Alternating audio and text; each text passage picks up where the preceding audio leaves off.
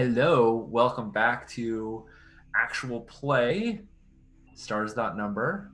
We called this episode "A Mess on Tarkon," and that was simply because I was like, Jay, we have like a zillion different things going on Tarkon, uh, but um, but it looks like we addressed those, and we were working on stuff. So I think I'm going to change it to Into the Vault because that's what we're doing.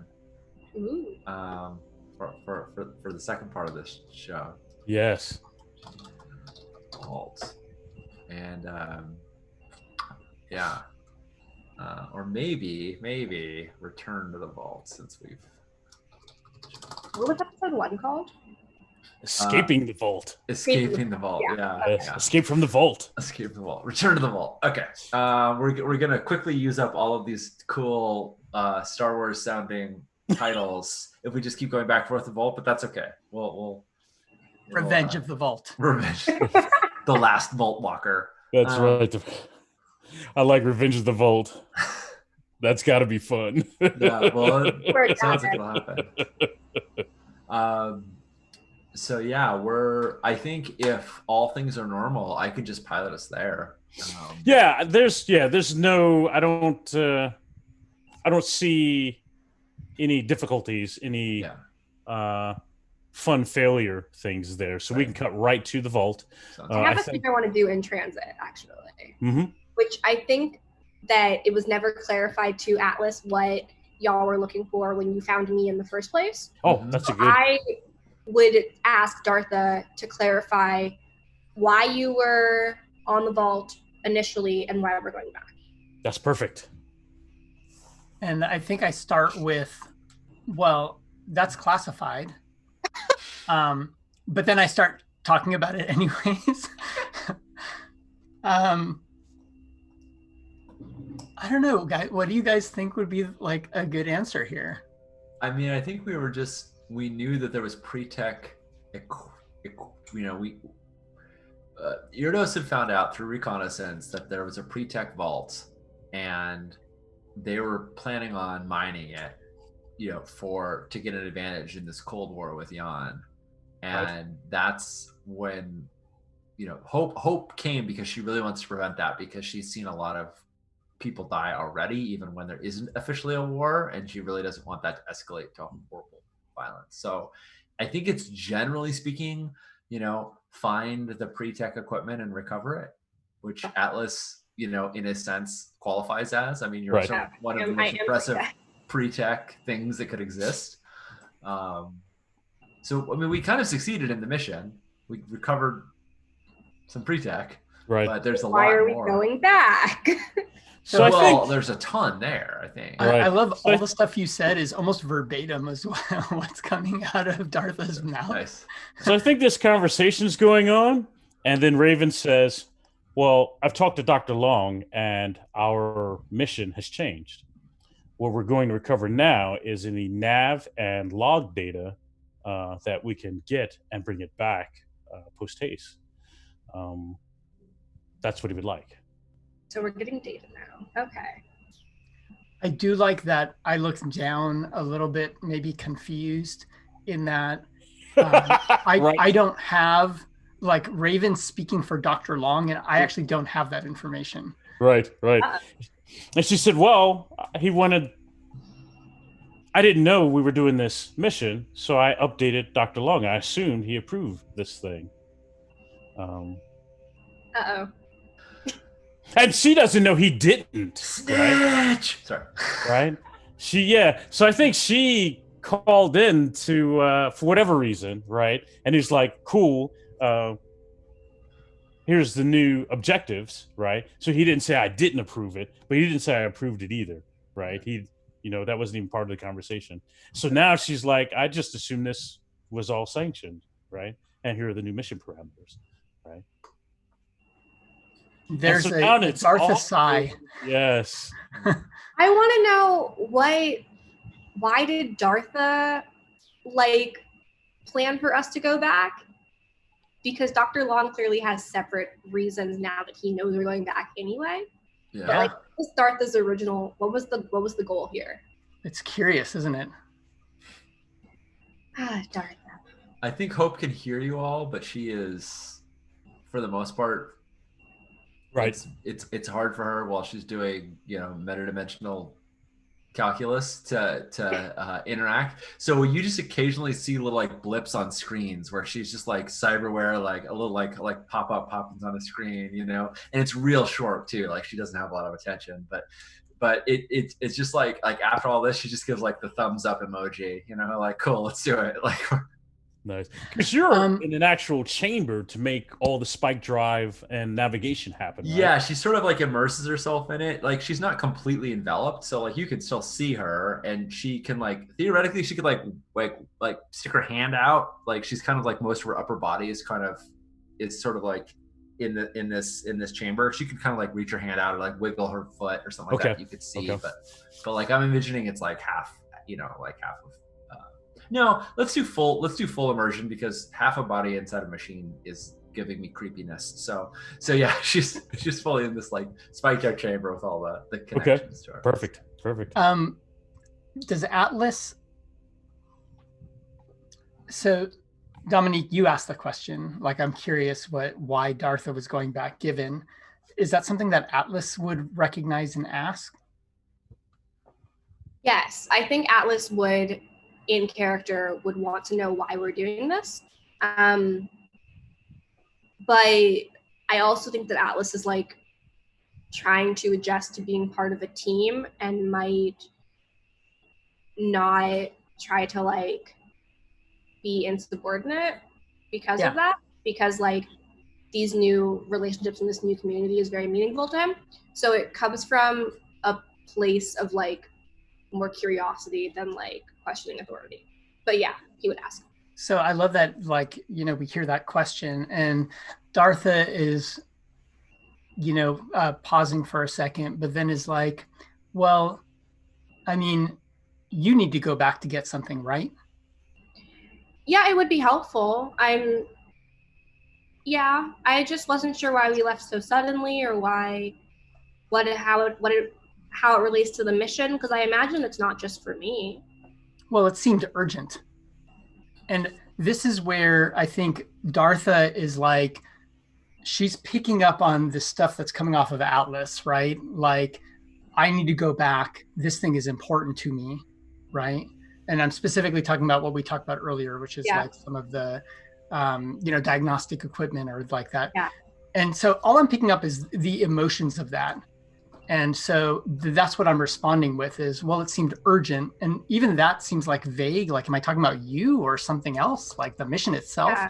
But I'm really responding to your emotions that I'm feeling coming off of you as an AI that I don't quite get yet, right?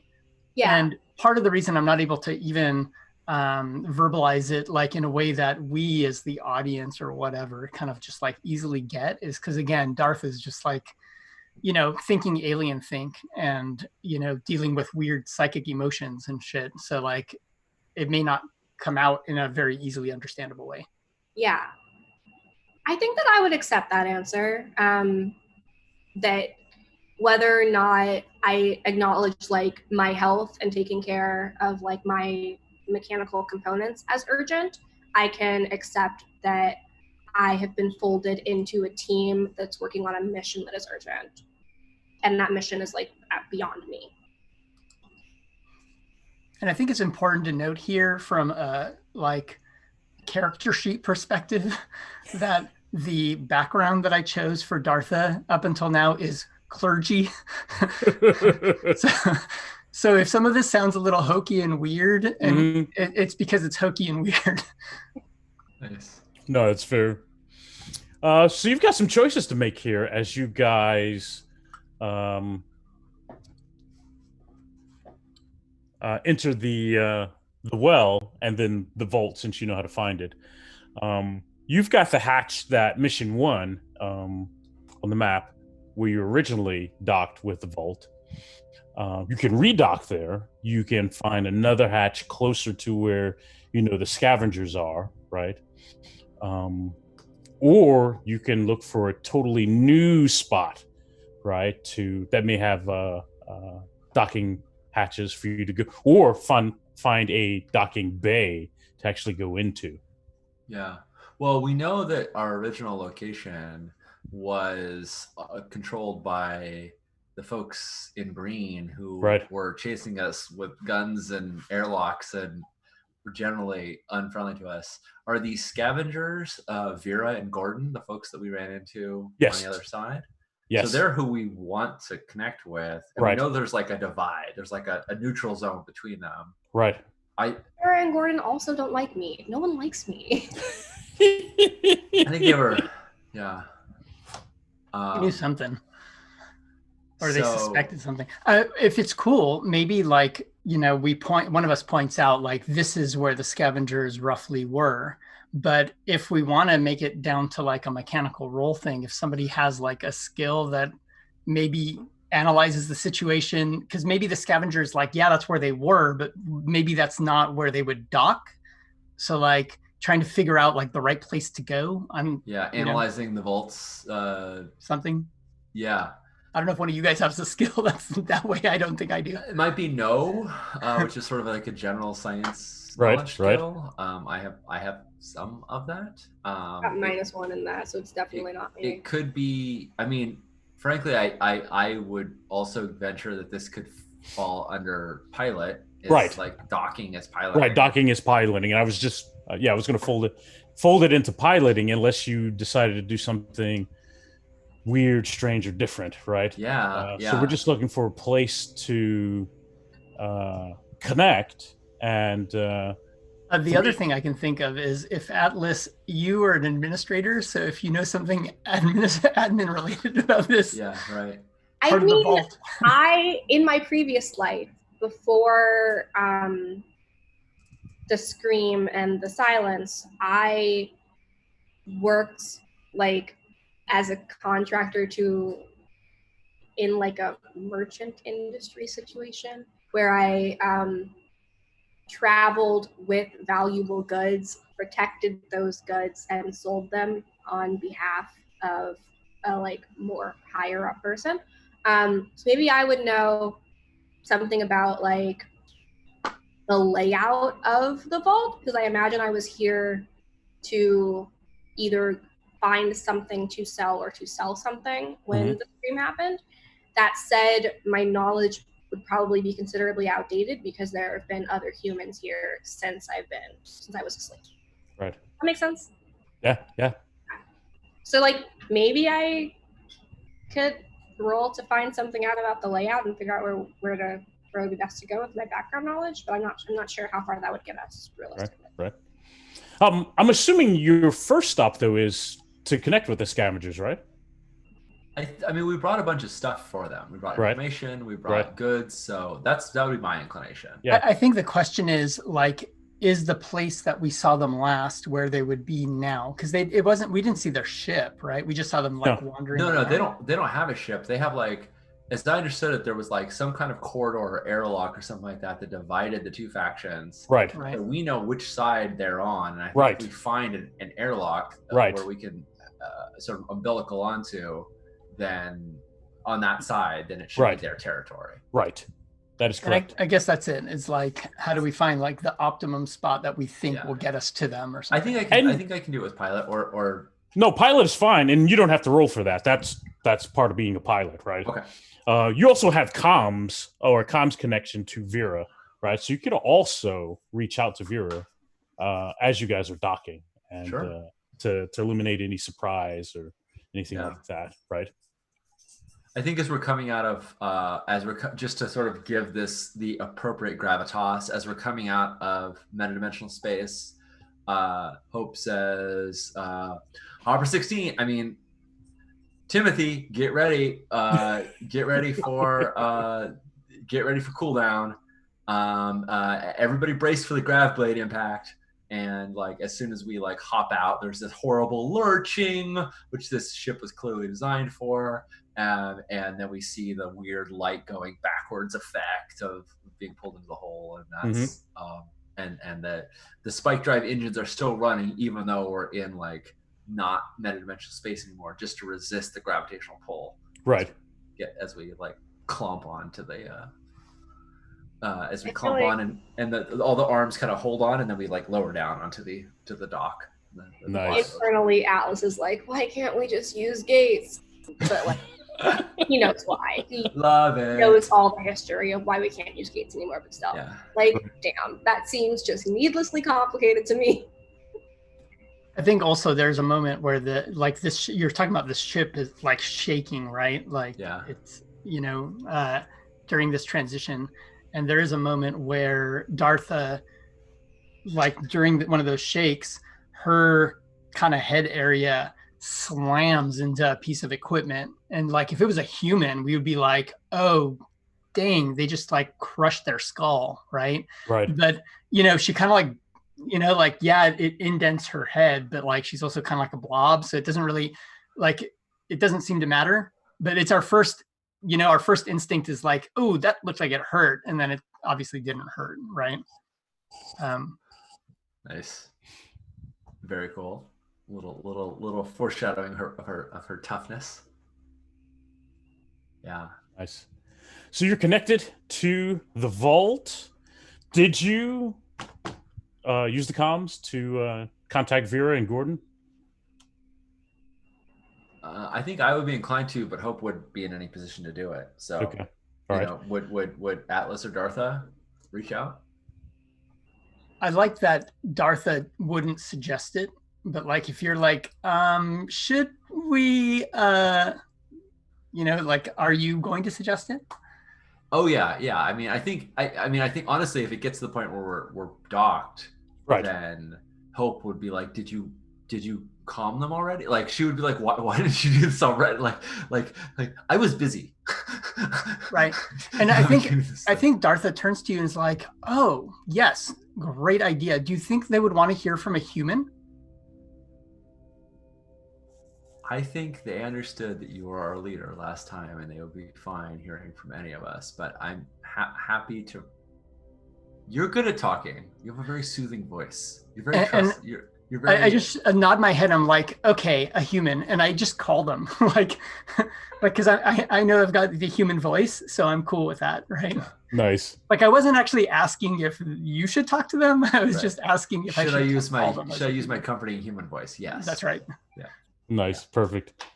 I think then when you guys dock and enter the vault at your own pace, so you can roll me back or stop me. There's kind of a welcoming party, 3 folks from the scavenger team. They're waiting on the other side when you guys come through or whenever you enter the vault. Yeah. Who's all going? Who's all in the vault? Going in the vault. I think probably all 5 of us, honestly. Okay. I think, Squidly, as soon as we leave it, like there's a little iris in the center of the hall that, closes, right? Sort of effect. And, nice. Raven has to protect Hope. Right. Raven's got to go. And, and we can't leave Timothy alone on the ship. So. we have to protect Timothy, so Timothy is such a sweetheart. He is a sweetie. I love Timothy. Nice. I do think my inclination would be to, have like a compad and like hand it to Vera, as soon as here's like we didn't read your transmissions. Right. And give it to him. Unless Tomes you wanted to be like the disseminator of information. I'm also happy to. So the welcoming party are 3 faces you haven't seen before. Oh, okay, cool. So Gordon and Vera are not there. These are young folks, though. 2 guys and a girl. They're all human. They're in that same patchwork of vac suits and combat dress. One kind of favors Gordon in the face. You can see Gordon's kind of facial features in there. His name is Marcel. Do they all kind of make assumptions on who's leading this thing? Like, do they look at Hope, for example, or somebody else, Atlas? So I think they're waiting to see who, or at least Marcel is, and that's my hesitation, because whoever speaks first next, I have a role for you. I want to know visually before I even say anything, but as I come off the ship, how do they react to me? I think they're all normal. No one's. You're not getting that hostile reaction that you got before. Well, okay. That curious. I'm interested. I don't. I have a theory. Atlas, do you just say something? Mm, I love the idea that you're the first one that runs into them. Like, I don't even know what I would say protocol, because I'm so like as a in character, I'm so like new to working with fear that I'm like, Right. how Right. do I? It's like when you get a new job and you have to answer the phone, and it's like, what's the answering the phone script here? Yeah. Like, how do we as a gang like introduce ourselves to people? New people. So- like, what's the vibe? If you were the first person who walked into them and you're thinking these thoughts in your head, and like me and Hope and everybody are still like getting there, like what would you do? What would you say? And you might not say anything. I don't know. I think I'd wait for someone else to say something, really. I think I just wouldn't know what to say at all. So Yeah. I think Marcel is looking at Hope, right? And it's because Hope is human. Raven has her helmet on because she's, it's job time. Timothy is Timothy, right? Yeah. And Dartha is an alien. So I think Marcel looks at Hope. So Hope is going to make actually, I'm going to make a reaction roll is what I'm doing here. Cool. And what I need is Hope's charisma modifier. And I think, Plus- by the way, like Dartha, like I notice that they're looking at you, Hope, and I also look at you. Great. Hope's charisma modifier is +0. All right. So that's not good or bad, right? Yeah. I have something here. Hope sort of looks at you, Dartha, and is just like, and she's like, I have information for your leader, Vera. We sent the communications and we heard back. Hopefully this is good news. So that's what,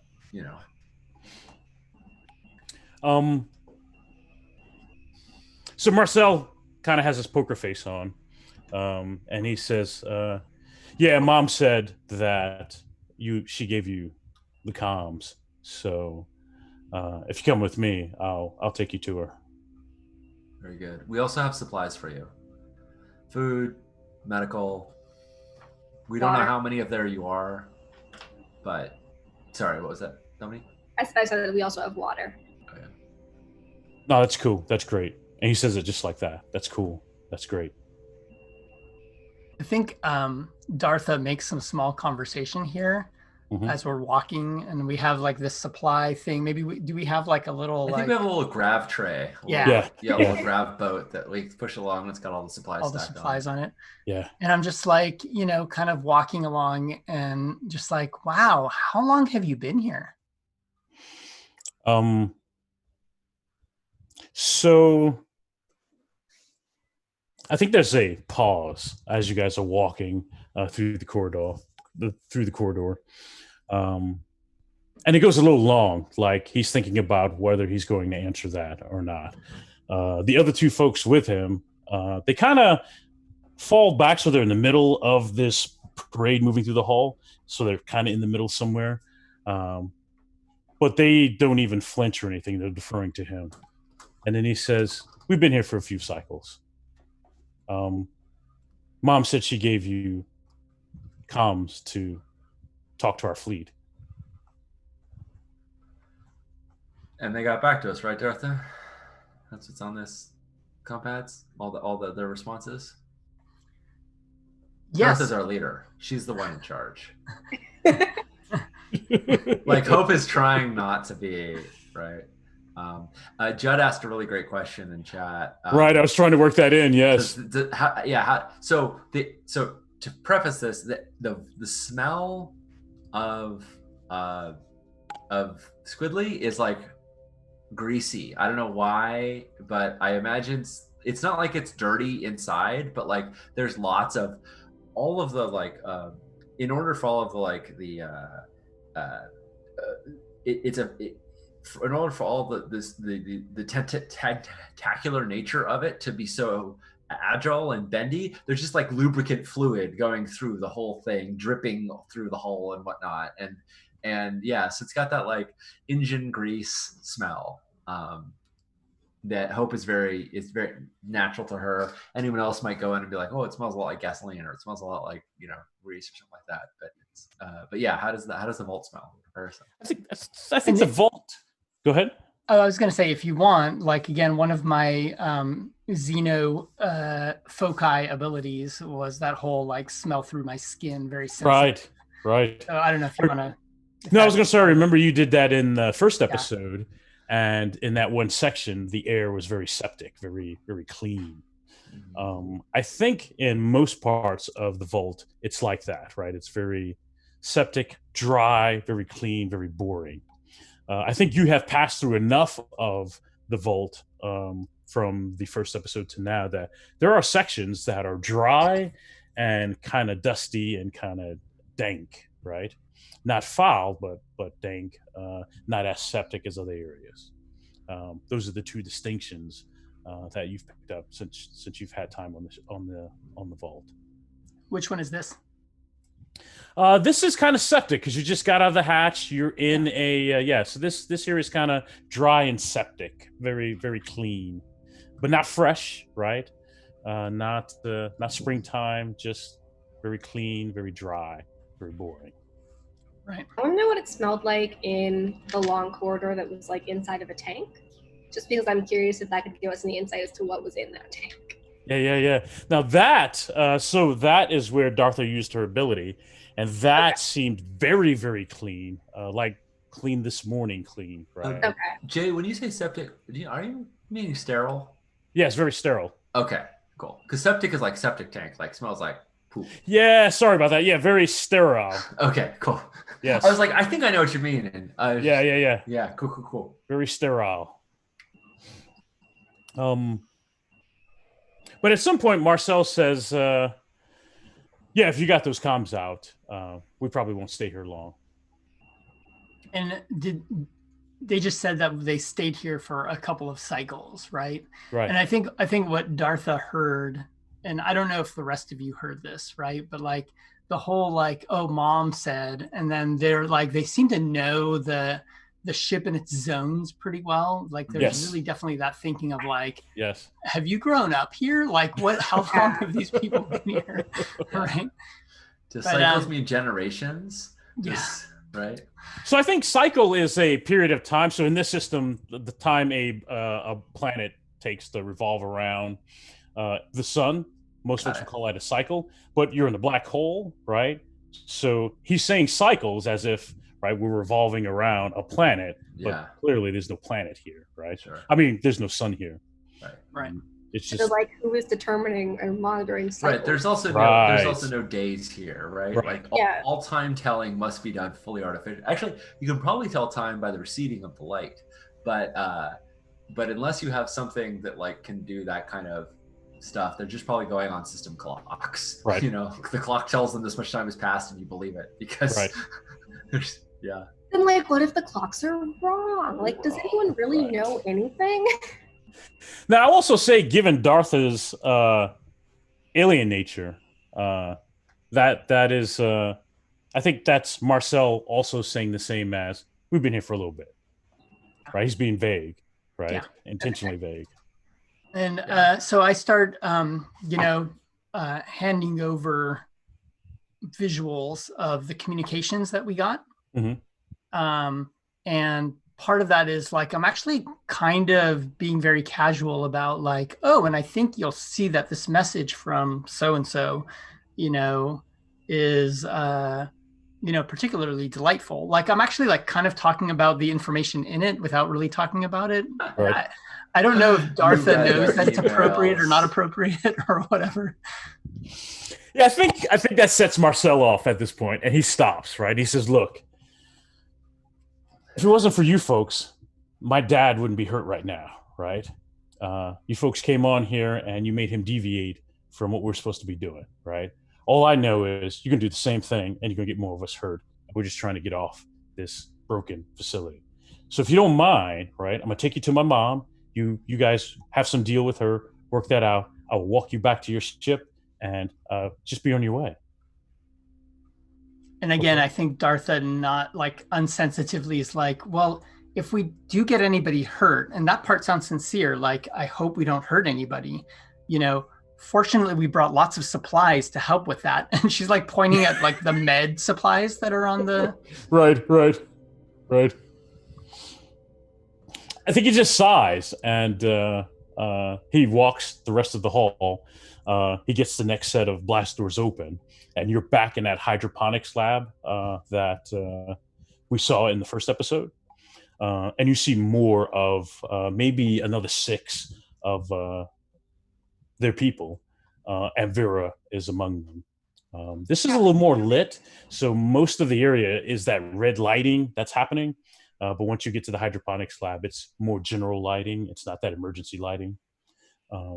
And they have cases and things like that organized, so it looks like they're kind of staging here in the hydroponics lab. How does Mhm. I want to know, how does Vera react to seeing me? I'm still trying to figure out how people knew that I was an AI.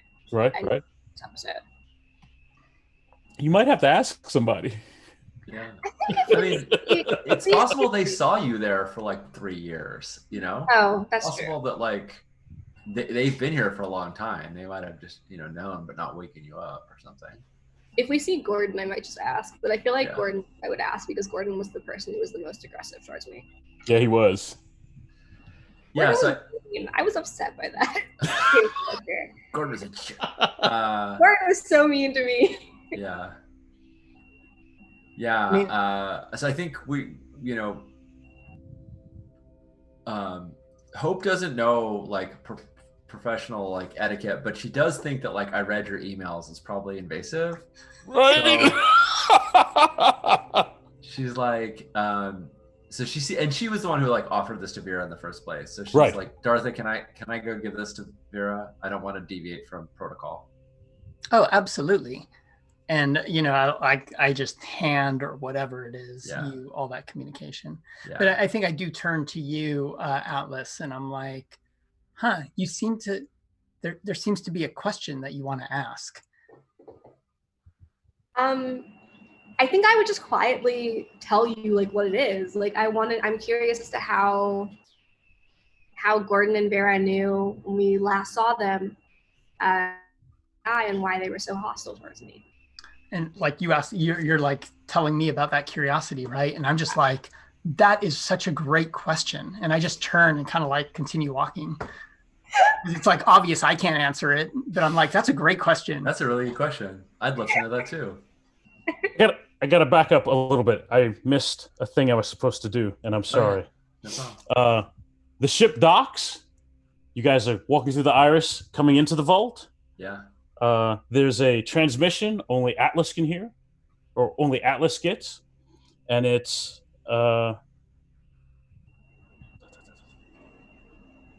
designate Cerebus 3 Atlas. Welcome back to the station. I'm writing that down. Nice. Okay. I would not tell anyone about that.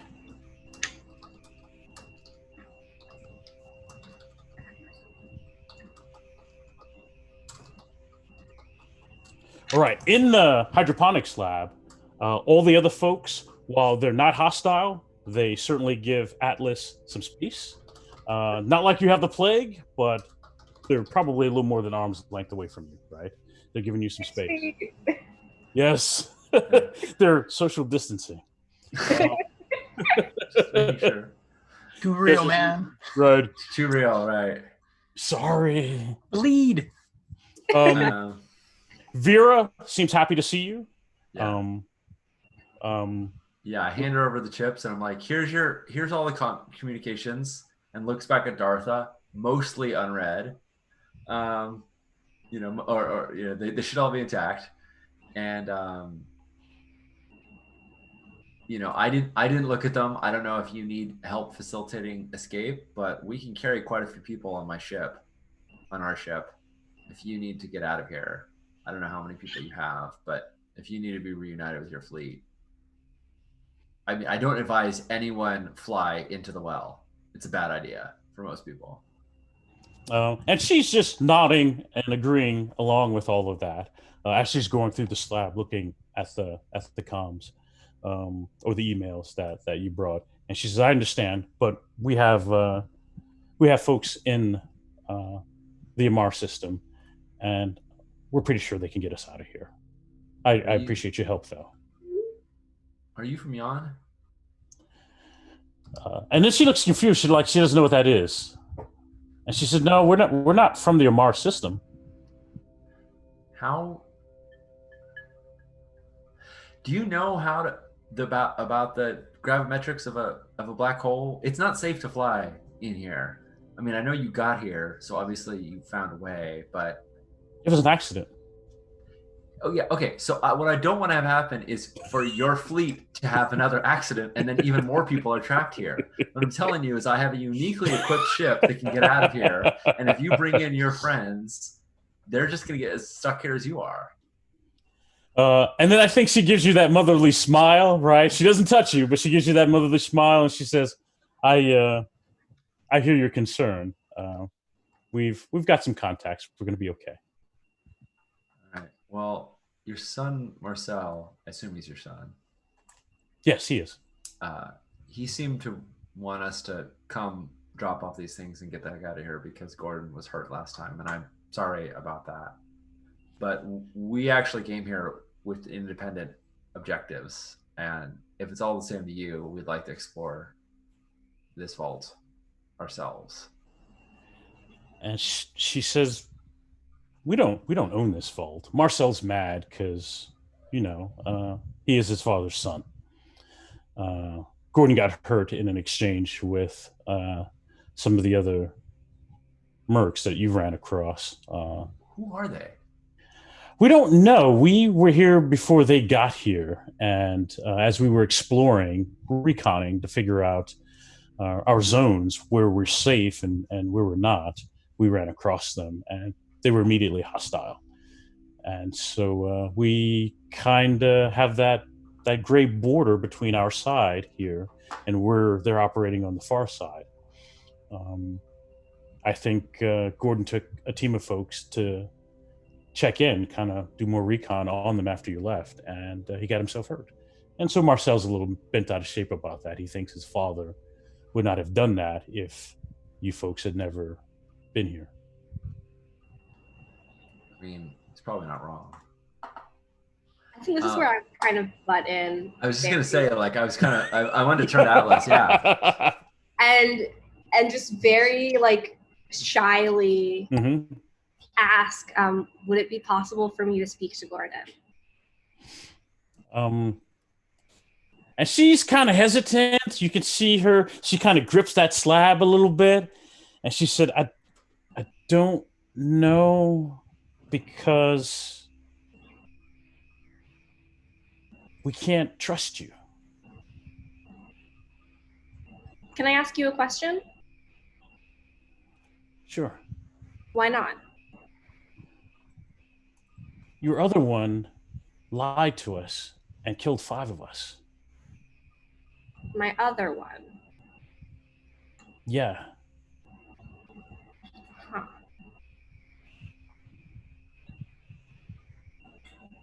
What was the lie about? What was the nature of the lie? We were trying to buy in Amar supplies, equipment. We weren't going to stay in Amar very long. We were just moving through that system. And it had a body like yours. And it never sold us the goods it said it would sell us. And it took some things from us. And we fought to keep those things. And it's technology before the Scream, or the stories of the Silence and the Scream, just like you are. And it killed Gordon's brother and 4 other of our tribe. Did this other one? I'm sorry. Can I ask you 2 more questions? And then I'll be out. and she seems fine with that. Yes. Okay. I like how literal you are. Did this other one, did it look like me?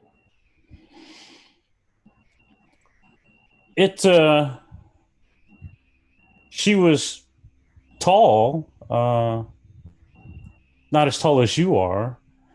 Um,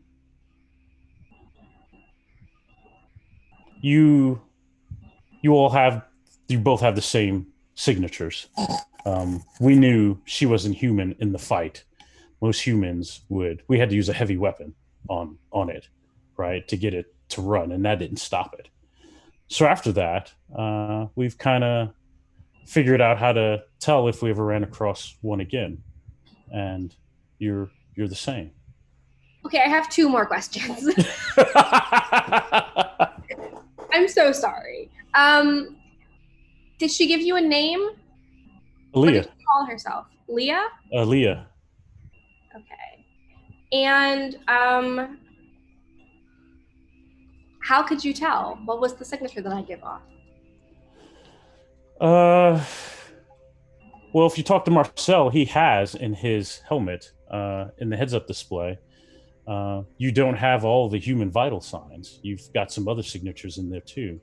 And so when you put them all together, your signature isn't wholly human, but we couldn't have figured that out without fighting the other one. I think if you're cool with it, Dartha would interrupt and say like a piece of a story. Yeah, go for Like it. you guys are in the middle of this conversation, right? Right. And Dartha's just like, the first time I met a human, right? And she's just like, wait, what? Like, what are you talking about? Right? But she just starts talking about how the first time I met a human was at space station, and she rattles off some names like letters and numbers and stuff.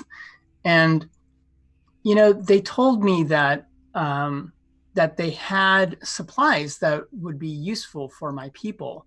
And at the time we were desperate. And, she goes off for a little bit, and it's obviously she's saying it's not even a parable. She's just talking about how this one time a human came up to her, not one time, the first time she met a human, they came up to her and told her they would give her some stuff.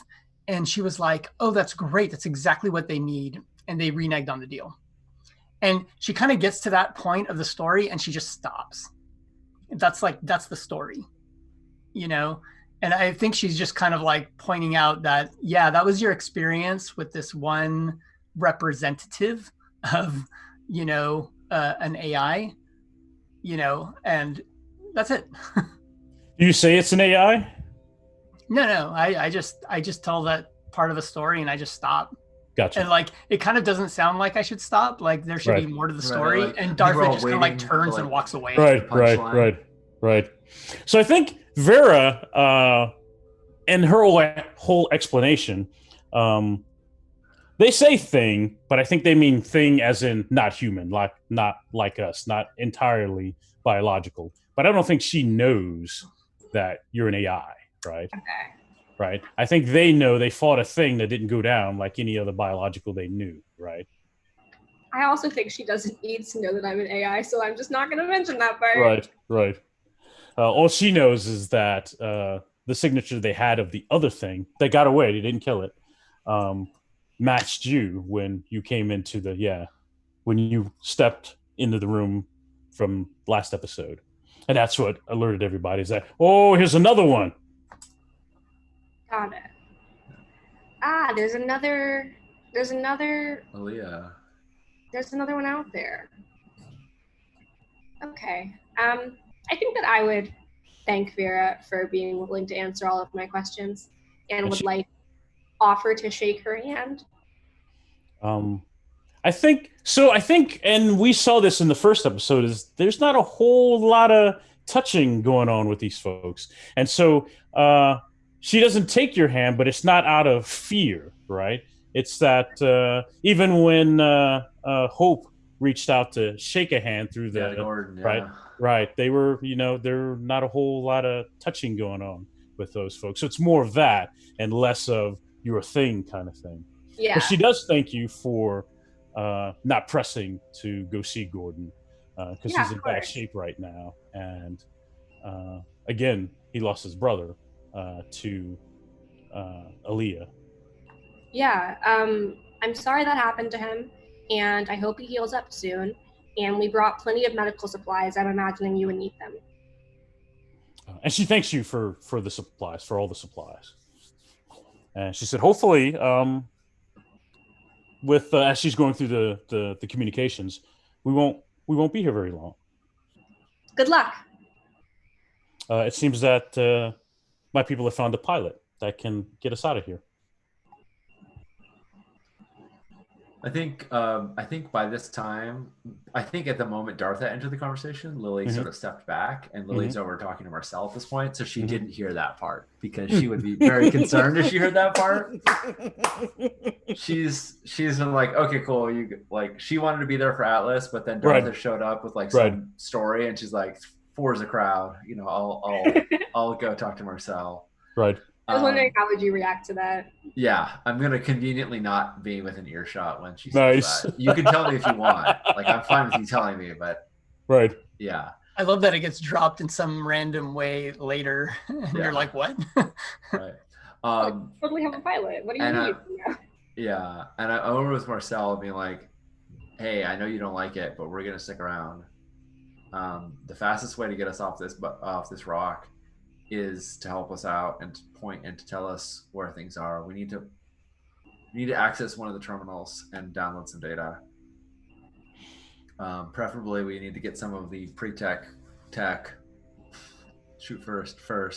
We need to get some of the. We need to get some of the. We need to get a pre-tech communication pad as well, so that we can collect all the data. Yep, that's what we need it for. Look, I just don't want you in this section over here. This vault is big. You can. Yeah. This station is huge. You could go wherever you like. Well, just point me in the direction that doesn't necessarily involve running into those mercs. We might have explored, I don't know, an eighth of this thing. Yeah. I don't know. So there are terminals where you're birthed at, right? I don't know if those will get you what you need. I can show you how to get back to where we originally found you, right? I don't know if that's where you also need to be. What do you? From our memory, was there a lot more in that lab that we could have sort of been recovering, or? I don't know. What do you all think? I'm kind of in the like mode for like, let's go check out some new part of the vault. Let's go explore. Right. Let's meander around. Yeah. Why don't you just and- take us to the nearest and- airlock that you haven't explored? Yeah, and I was going to say he can point you to where they have not encountered those mercenaries, but they also haven't explored too much beyond that. They're just trying to figure out where can we be safe for a little bit and set up like patrol. They weren't trying to explore the whole vault. They're just kind of setting up zones of safety. Right, they were just trying to secure the location. Yeah. Right. Well, why don't we go outside of your perimeter so that we're not bringing any undue danger or threat to you. Nice. So what I will do on the map here. Ooh, mappity mapness. Yes. I think I can draw a circle. Yeah, there it is. Draw a shape. I'm not seeing it. So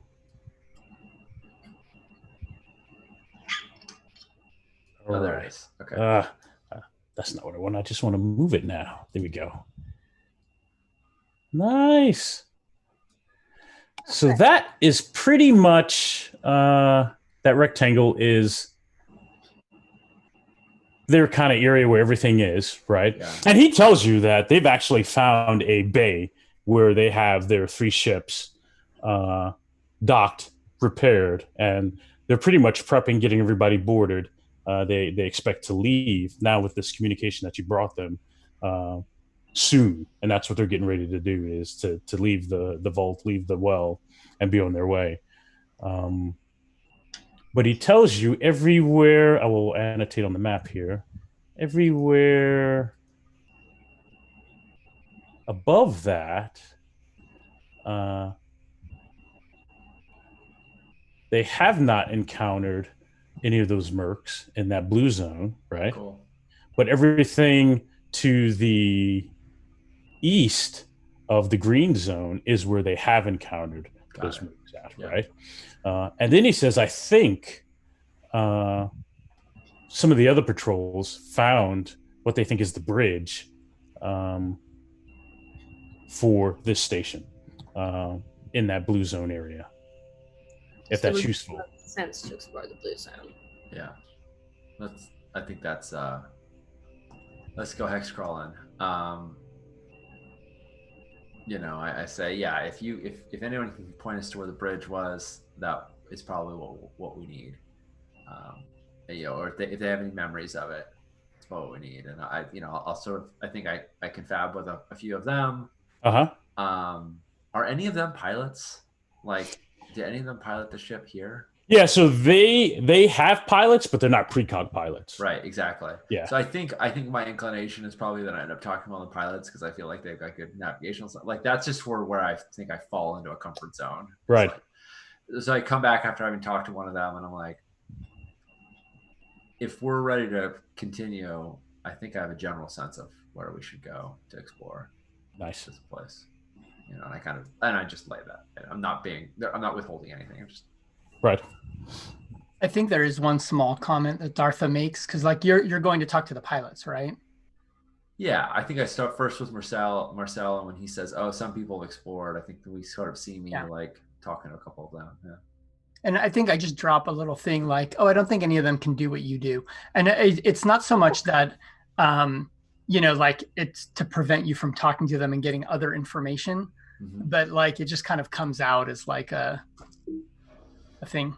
Little truth bomb. Well, yeah. Yeah. This is after I examine them for a minute. Like I'm looking over at this group of people that you're going to go talk to, and I'm like, right. No precogs over there.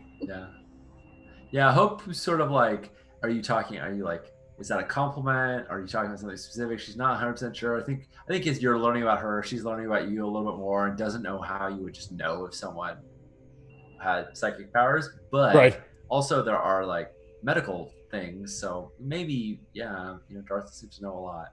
Also, like, I'm not saying it to you like, quietly or discreetly. It's just like, I'm just saying it. Yeah. Right? And like, maybe you understand what I'm saying and maybe you're interpreting that, but like anybody can hear whatever. I don't think I leap immediately to like, they don't have psychic abilities. It's like, maybe that's within the realm of possibility, but, so yeah, I think we cut to like the five of us going down a corridor, right? Like, right.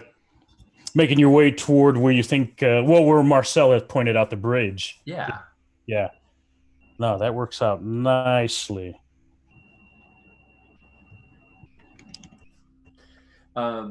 Because Atlas, like you shared with me, like, oh, I need a compad to be able to do this, right? Like a sort of pre-tech compad that has an input that's compatible with my data ports. Right, and I think. Go ahead. It also seems I imagine we could find one if we find the bridge. I'm sure there would be something there that would be useful to me. Yeah. It doesn't have to be the exact one that I had previously. We don't have to go back to where I was when you found me. I'm also thinking like that's how we could get a lot of information about the nav records that the Dr. Long wanted, right? That seems like the right interface tool as well for that. Right. So I think en route on the way, there's a lot of moving through the infrastructure or Jeffrey's tubes of the ship. Nice. There's a lot of climbing through shafts, navigating, hope leading. I think your first out back into the ship proper is kind of a like a lab, like a science lab. Only there's a lot of weapons fire scarring the walls of this lab. And it's huge, the lab, maybe circular in nature as you're passing through it. But yeah, there's a lot of burn marks. And again, that there are weapon discharges in here. No breaches, but a lot of scarring of the wall that way. I have a question about how much pretext survived, which is and I'm not sure if the text clarifies this or if it's like GM discretion. Mm-hmm. If I found a tablet that would work with the sort of idea I've created of having this data port to do like maintenance on myself, yeah, would that tablet even be functional? I think if you find something here, we'll say it's functional. Okay, if you want to check this lab, you can just make a notice roll. Yeah, I will do that. I want to look while we're here. Because I think there's stuff around in here, right? Whether it's so there, I mean, there's stuff around in here. Some stuff may be out of power, but you could probably get power back up to it or in it or whatever. You can find something useful that you need here. What modifier do I use for notice? You can use int. Yeah, I'll do that because I have +1. And then I also elected to have 3d6 for notice in my character creation. Oh, nice. you can oh, it did it. Oh, all that and I got a 7?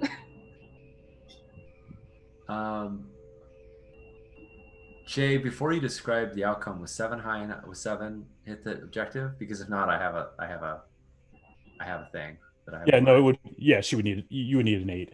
Okay, so when you're like, this is not exactly the climactic moment that I was expecting to use this ability, but it's, we're well into the session, and I definitely want to use it. Yeah. So like some point you're looking and you're like scanning, you're sort of looking around and you're like about to like you look under something and you go about to set it down and Hope just says like, check it again. And I am going to use my my newfound ability called alternate outcome. I can sense impending failure and an attempt to salvage the situation. As an instant action, I can target a visible ally or myself and commit effort for the day, and they can re-roll a failed roll. Nice. Roll this again. Yeah. Hell yeah. So I'm going to commit effort and yes. And can I go ahead and roll? Yeah, just re-roll it. That's perfect. I rolled an 8. There we go. That's perfect. So yeah, I think you find a tablet that you need. Maybe you find the cords and maybe a power supply or power source for it, right? Nice. I'm thinking if it's been laying around here for 600 years, it may be out of power, but you can probably find you find everything you need, right? I'm gonna go ahead and add that to my equipment. Yes, yes, you can do that. That's TL5, I think. If it's okay.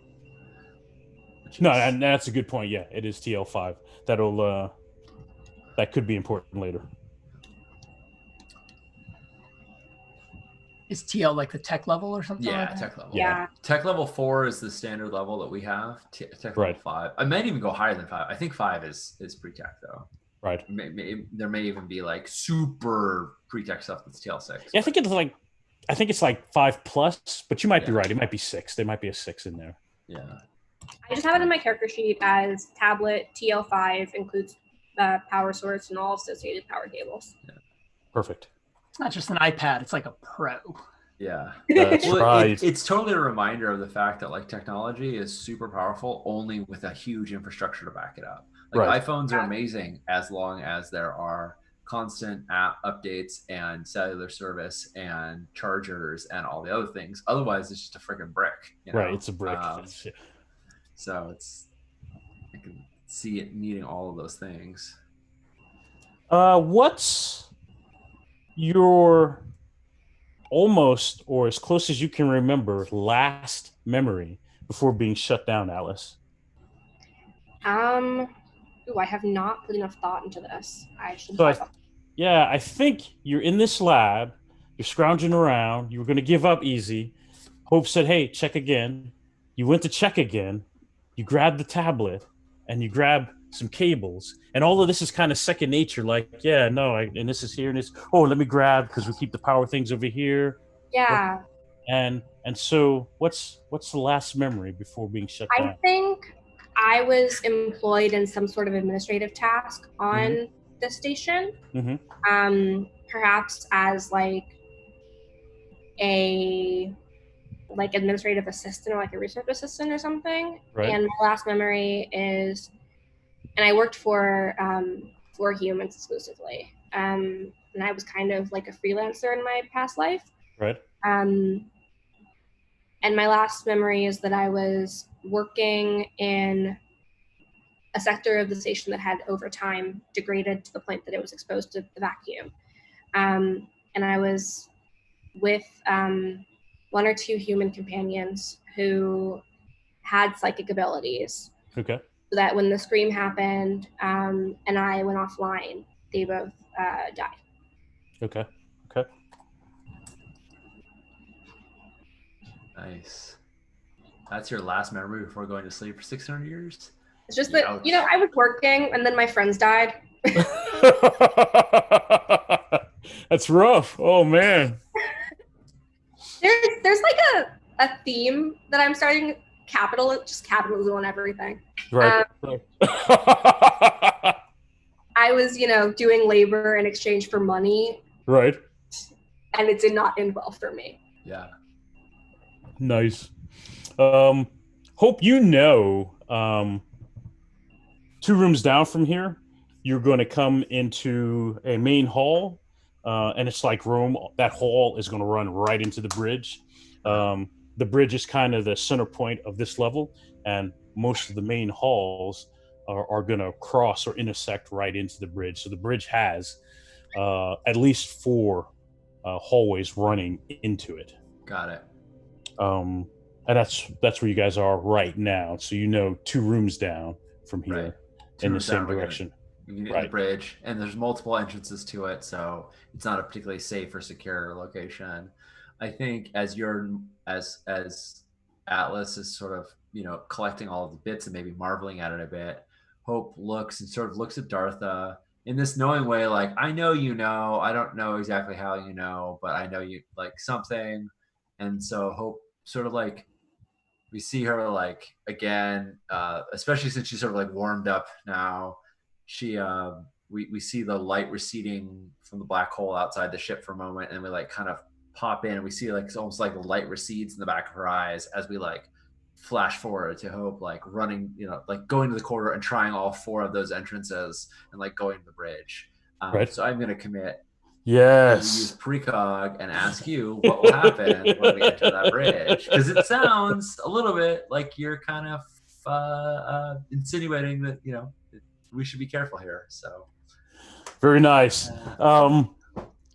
I think so I think on the bridge, those mercs, and I think with your precog ability, maybe you pick up that they refer to themselves as Mantis, the Order of the Mantis, right? They're in there, right? And they're working on trying to. You can see some of them are techs, some of them are soldiers, right? The techs look like they're trying to access or interface whatever systems are on the bridge. But more importantly, right? You see all of them, right? And they're doing their thing. You also see Pilot Harker standing in the middle, just kind of taking it all in, right? And then he kind of looks at you. Nice. And then I think we like flash back to me. Right.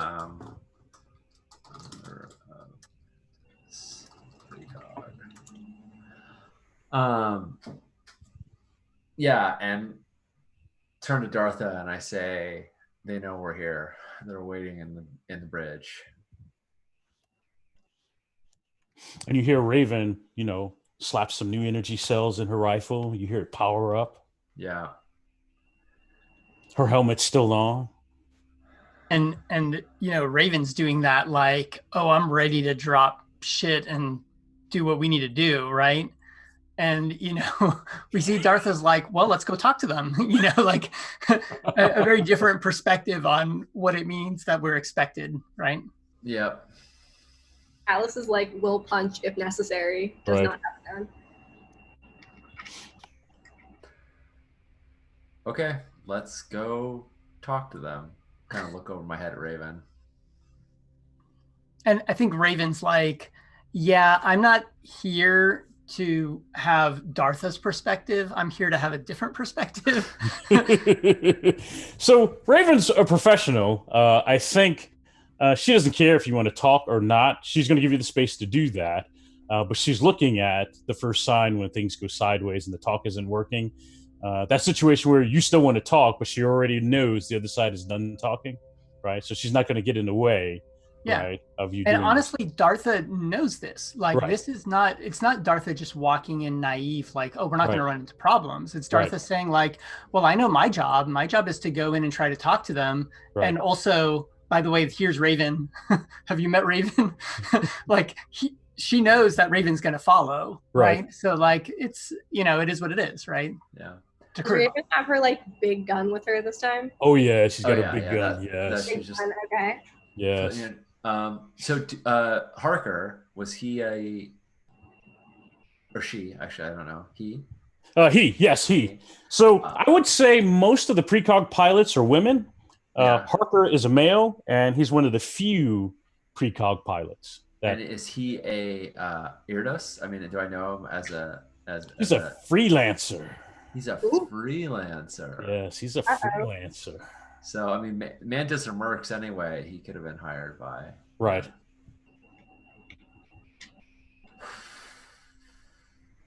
Oh, I hate this.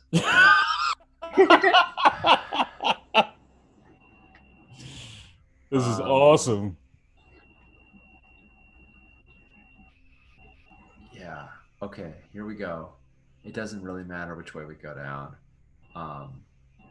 Nevertheless, you notice like Hope sort of like sidestep some part of the thing just as it like sparks, you know, from damage. Yeah. And I think we get there and we come to like the entrance and kind of want to do the like you know, we don't want to startle you signal, like we like rap on the door style thing of like, is it open to the bridge? Can we see them down the hallway, or is it like a closed? No, it's closed. Yeah, it is closed. Okay. But you know it will open. It's not locked. It's not. Right. Yeah, it's not like the other door that you had to hack. Yeah. I think Dartha's already got like her pseudopods up, like, hi, I'm unarmed. Yeah. You know, walking into the thing. By the way, I love how much Hope is like, normally Hope is like, okay, I'm going to look at these options and see the best one. Right. And instead you kind of like saw the option and you're like, oh, I can't avoid it. And you're just like in this horrible, you know what you're walking into and you don't know what it is. Yeah, exactly. Like exactly. This is why she's like, I hate this because there just wasn't a good option here. Yeah. So I think I like you got your hands up, you're ready to walk in, and I think I like press a comms button on the thing and I say, we're opening the door and we're coming in to talk. And I like press it to open so that Dartha can kind of go in. Okay. I think the techs are still doing their thing. Harker has kind of alerted the Mantis mercs, right? So they're facing the door you're coming in, right? Yeah. So they're alert, and Harker's like, okay, that's probably close enough, right? I don't need everybody in here. We're going to do a little thing. When we're done, we'll leave. You can have the space, and everything's good, right? Who is he addressing? You. He doesn't know who you are, right? But he knows you're a precog like he's a precog. Yeah. Right. Or yeah. Not all of us to go in, so I would opt not to go in because I'm trying to not cause problems right now. So I think the door's open, right? You can easily stand two abreast. I stand like just behind the threshold. Gotcha. Nice. And he's trying to control that spot, right? He's like, hey, I don't need everybody to come in. Yep, yeah. I'm not in your space. I'm not messing with you. Right. The bridge is under that emergency red lighting, so it's not well lit but it's huge. It's expansive. You're familiar with it, Hope, because you've already walked that space in your precog ability, right? Yeah, I love the idea of like two precogs trying to like out precog one another. Right, I know right. if you go for the left and I'm gonna dive under here, and then you're gonna do the thing. Like they're both like playing the. I think is like I kind of want to distract Harker with like not mind games, but like this Right. notion that like he might be able to predict what we're gonna do, but because I can predict what he might react, then like we can like I kind of want to like occupy enough of his mind that Right. then Dartha has the ability to kind of attempt to diffuse the situation, right? Like, Right. so I'm sort of just trying to, I've got my eyes locked on him. Mhm, I'm kind of mhm. darting every once in a while towards like, I know one Right. future where he issues a command to have somebody shoot us, and I like look at the guy that he's going to issue the command to. So I'm like, I got your number, right? Got you. Yeah, yeah. And but like Tomes, it's clear that Hope is sort of looking to you to negotiate it.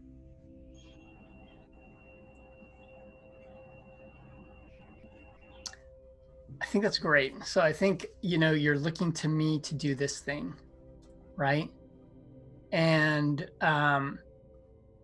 what's his name again? The Parker. precog? Yeah. Harker. And I think I would have just muttered under my breath that you would have heard like fucking Harker. Order the Mantis. Free, hired gun. And I think like even though I walk in first, kind of like unarmed looking, pseudopods up, I kind of move to the side and just kind of like open my arms almost as if it's like it's up to you two to talk about this. And you're gesticulating to Hope and Harker? Correct. And then Harker, when he sees Dartha, he whistles like I would do it, but I don't have any whistle ability. It's like low to high, like wow kind of whistle, right? Yeah, and then he goes, Ranthan, right? And then you see from like there's a counter space, console space, maybe half high, and then like a lithomorph kind of head kind of comes up from behind it, right? Nice. Right, the lithomorph kind of blobby head, right? So yeah, like I think the head, like instead of like a big blob head, it's almost like it's almost like a pseudopod with a little eye on top, right? Right. Oh, cute. Oh my god. Right. Only so it's like a little pseudopod with an eye on top, but it's got like a mouth full of teeth, and they're just all hanging out. Like he's proud of that mouth. Yes, right, right. That's what it looks like. Does Dartha have teeth? Not normally, no. Like you can do that to like look like that, but most of the time when we're eating, we just kind of like surround the food like an amoeba and kind of like suck it in and do that thing. Right. But you can kind of like we can mimic certain things, so we can make it look kind of like a mouth. Like when I talk, it's actually a vocal box inside my body, so I'm just vibrating sounds. I'm not really like there's no mouth opening or right. Okay. Yeah, so his teeth are all out. They're all pointy, like vampire sharp, and they're all kind of interlocked like that perfectly, right? So it's more like a ornate piece that he's showing off, right? Yeah. He Look what I need- made. Right. Look what I made. Right. And I think that's the cliffhanger, right? I think that's where we're at. Nice. Fantastic. Oh, fantastic. Cool. Oh my god. Very cool. Nice. All right. Well, we will find out how how things go with the Order of the Mantis next time. Excited about it. That was wild. What's the thing we do at the end of session this game? We look at XPs, right? Right. We run through our goals and we assign XPs. So we've got short-term goals and we've got long-term goals. Yeah. All right. So I will go with the group goal, which was go back to Hades Kennel 3 and recover what we were originally after. Learn more about Atlas while we were there. We have not recovered anything yet. Well, no, you did get that compact. Oh yeah. Yeah, you did get that compact. I got the tablet. And like we have learned more about you. That is true. While we were there. Right. So I think that's good. I think that's a pass. Yeah. All right. Sick. So I think that's 2 XP for all of us as a Right. base. And then Atlas. I've got yours pulled up. Dominic. Oh yeah, my short-term goal was to find out how I was identified as an AI. And So I hit that one. right, I was gonna say I think you did that. Yeah, I think you did that as well. Like, that the way it's not they identified you as an AI, they just identified you as the same thing as the other thing that killed all of our. Right. And I'll add to that they are the only folks that have done that, right? So, Okay. right, it's not that that's an obvious thing. They had a reason to figure out if that threat occurs again. How do we know it's the same thing or not, right? Yeah. That was And their then response. Raven is distressful because I can survive without oxygen. Right. Which understandable. I would not trust someone who didn't need to breathe. Right. Cool. And then and then long-term goal, I think yours is find out what happened to your creator, which seems like you're doing, but haven't. Right, you're doing. I'm working on it. Yeah. Right. Tom, do you want to read Dartha's? Yeah, sure. One of the short-term goals is to find out more about Hope's power and how she's been trained. I don't think I've found that out yet. Another short-term goal is to see if I can bond with Atlas. And I think that I'm kind of comfortable saying that I've kind of reached the consensus that yes, this is something worth doing. Not that I've bonded with Atlas, but that I can. Right. Yeah. And so I think if that's cool, like that's something we kind of established a couple of times through the session. Agree. Yeah. And I think you also sort of foreshadowed that with the whole, like, you're able to read Atlas's emotions and Right. and in a way that, like, typically you couldn't do with other VI, like Right. Not just that you were talking, but also like that. I think you foreshadowed a lot of that, like intuitive understanding of Atlas. Yeah. I think long-term goals I had find out. So I have this concept, and we talked about it before outside the stream, of like compatriots, where like the lithomorphs, part of our thing is finding people within like a community that we have very strong bonds with. And so I have some of those with some of the crew and other aliens, as we saw in the last scene of the last session.